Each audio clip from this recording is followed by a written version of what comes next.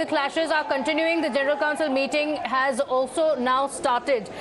Introducing guests joining us this morning, Mr. Sreeram, political strategist and commentator, political analyst, and C. Rajashekharan, lawyer, joining us on the broadcast. Thank you for joining us. Mr. JVC Sreeram, first up, there's a vertical split in the AIADMK. We're seeing the kind of visuals on our screens. On the streets, the supporters have been clashing. So this is going to be an acid test for the AIADMK. Is the party going to accept Paneerselvam's exit, which means EPS will be the solo leader in the party, or do you think AIADMK is going towards a complete split? I don't think there is going to be a split. I think the majority of the General Council members and the cadres are with Mr. Edappadi Palaniswami, and I don't see any scope for any kind of a split. In fact, what Mr. Paneerselvam has done today and his supporters has done today must have really caused tremendous amount of anger amongst the cadres of the AIADMK. And let me reiterate once again, AIADMK party is totally dependent upon the two-leaf symbol. We have seen even the number 2 when Mr. Annadurai was present, Mr. Karunanidhi was present, Mr. M.G. Ramachandran was present, Mr. Navala Nedunjarian. In 1989, when he contested as an independent candidate, he just got 596 votes in an assembly election. What does that say? It clearly indicates that whoever is the custodian of the two-leaf symbol emerges as the victor. And who is going to hold the two-leaf symbol today? It is absolutely Mr. Edappadi Palaniswami. He has got more than 90% support. It could even go as high as 95% amongst the General Council members. So those who are dreaming about a vertical split and those who think that AIADMK could again go into a split and the two-leaf symbol could be frozen need to wake up today, because the party and the cadres is solidly behind Mr. Edappadi Palaniswami. And as a result of why is it behind Edappadi Palaniswami? Because let us understand the genesis of AIADMK.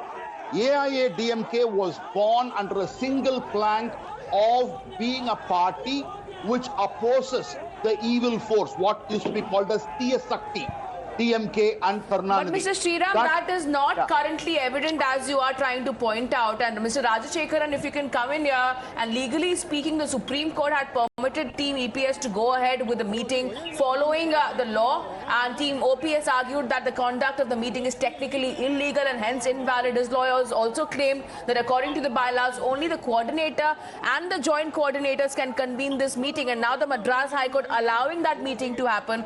Does this mean this is the end road for OPS? No, definitely not. This is a good beginning for Panneerselvam. Yes, legally speaking, the Honorable Supreme Court had permitted for the General Council meeting, and the Madras High Court today morning has given a green signal. And whatever is happening is going to really hit back at Edappadi Palaniswami and 2,300 paid coolies, and of course others who talk for him. And I only speak on merits. The legacy of late MGR and Jayalalitha was inherited and allowed, and with the blessings of Jayalalitha, it was O. Panneerselvam. And O. Panneerselvam has the support of the real cadres, not the rowdies and gundas who have been hired and paid. And of course, 2,300 General Council members are being bought over. The muscle power and the money power, which was illegally made from the last 5-6 years by Edappadi, is being spent over the purchase of AIADMK party, which is not going to stand for long. The dying flame always flickers. And here we can see Edappadi is a dying flame and his team. O. Panneerselvam is a seasoned politician. Wait and watch. There is a Democrat sword hanging in the Honorable Supreme Court, and definitely I would say the AIADMK party and the cadre. I am not saying the General Council. Yes, the General Council members... Yes, because even if the meeting goes on and even if decisions are taken today, it's very clear that it's not going to be accepted by all the supporters. With the kind of clashes that are being witnessed there, it's very clear that there is a vertical split there. But Mr. S.S. Sreeram, I also want to ask you about two other factors not directly linked to the factionalism within the AIADMK, but the party split or how this is headed is also going to have an impact on that. One, Sasikala, and second, the BJP. The OPS had been hoping for an intervention from the BJP. That has not happened. So with the kind of divide that's playing out now, how is it going to have an impact on the Sasikala factor as well as the BJP factor? Good morning to everyone.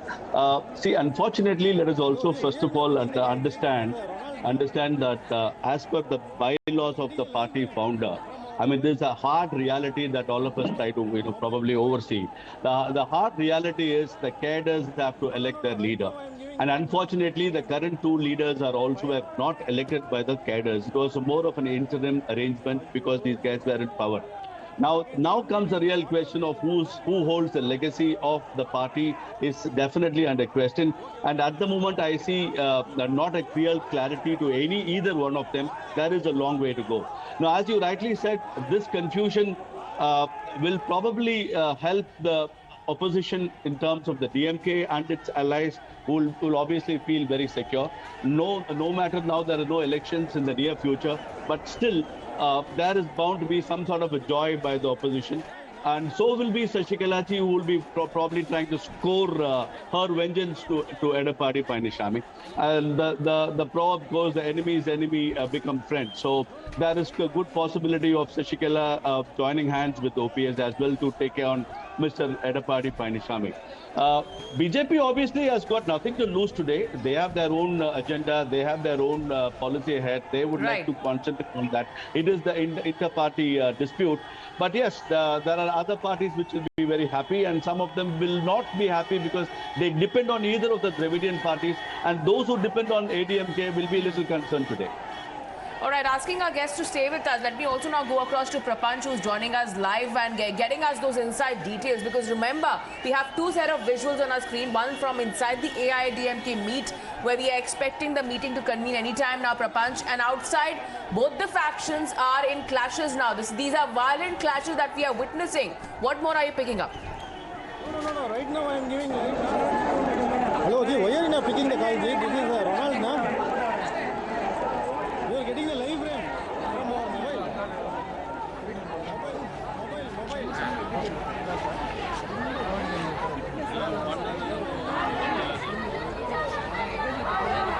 Now we could see there are, apart from the several General Council members who are present at the venue, there are several party cadres and supporters of Edappadi Palaniswami who have in fact reached the location. Here you can see outside the General Council venue, there are several people, supporters of Edappadi Palaniswami. He is the women's wing of the party who are in fact shouting in support of the Edappadi Palaniswami. And we can see now at the other hand, Tamil Magan Hussain, who is the Presidium Chairman, has been asked to take the lead role right now. Ponnayan has requested the General Council to pass 16 resolutions post discussion.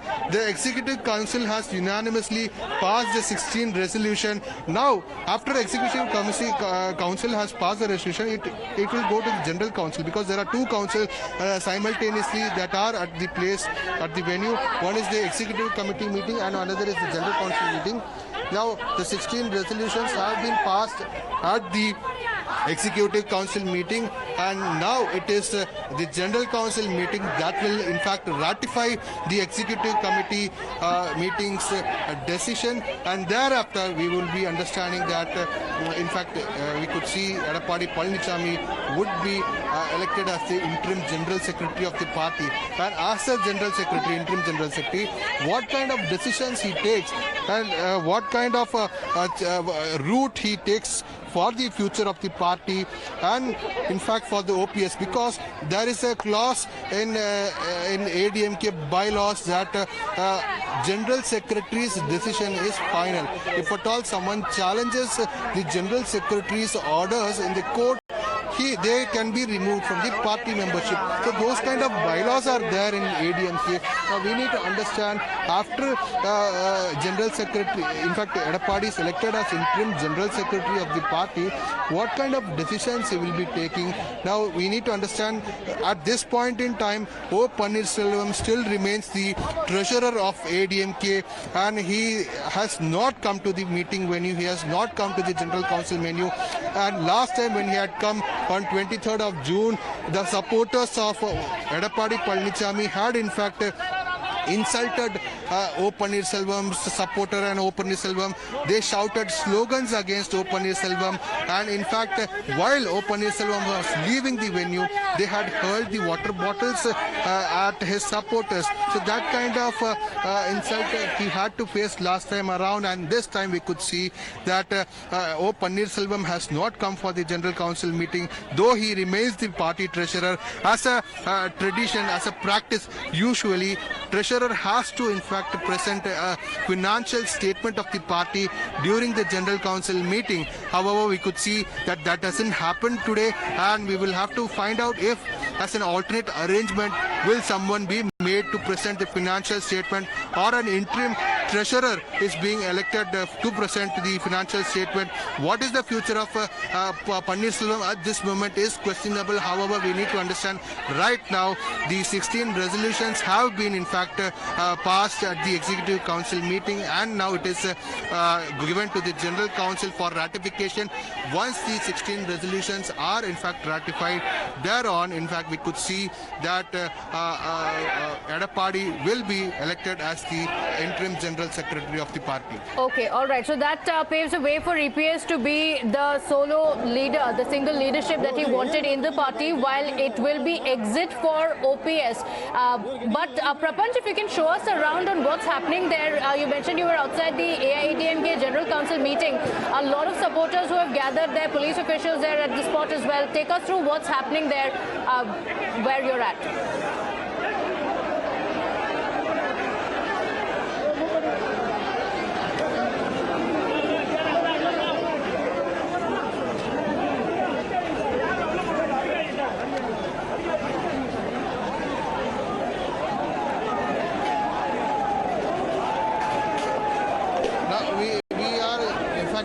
That there are several supporters of Edappadi Palaniswami at the venue. Now this is the place, this is Vanagaram, it is outskirts of Chennai. Here the General Council meeting was scheduled. This is the place where in fact ADMK usually conducts their General Council meeting. Now earlier, in fact, Edappadi Palaniswami camp had sought protection for this venue, suspecting that there may be some anti-social elements who could come to this meeting, and for which they had even taken enough measures to, in fact, we could even say that they had issued RFID cards to all the General Council and Executive Council members. Only those people who have the RFID cards could really, in fact, enter the venue. And similarly, there is a heavy police barricading. The whole routes were, in fact, changed for the people who were coming for the General Council meeting. So such kinds of arrangements were in fact made. Now we can see that these are the supporters. They are not General Council members or Executive Council members. They are the supporters. They are the cadres of ADMK who are present at the venue, and we can see there are several wings. There are several wings of ADMK, like women's wing, legal wing, youth wing, and there are several literary wings. So these are the people who belong to various wings of ADMK. They have come in support of Edappadi Palaniswami across the state from various districts.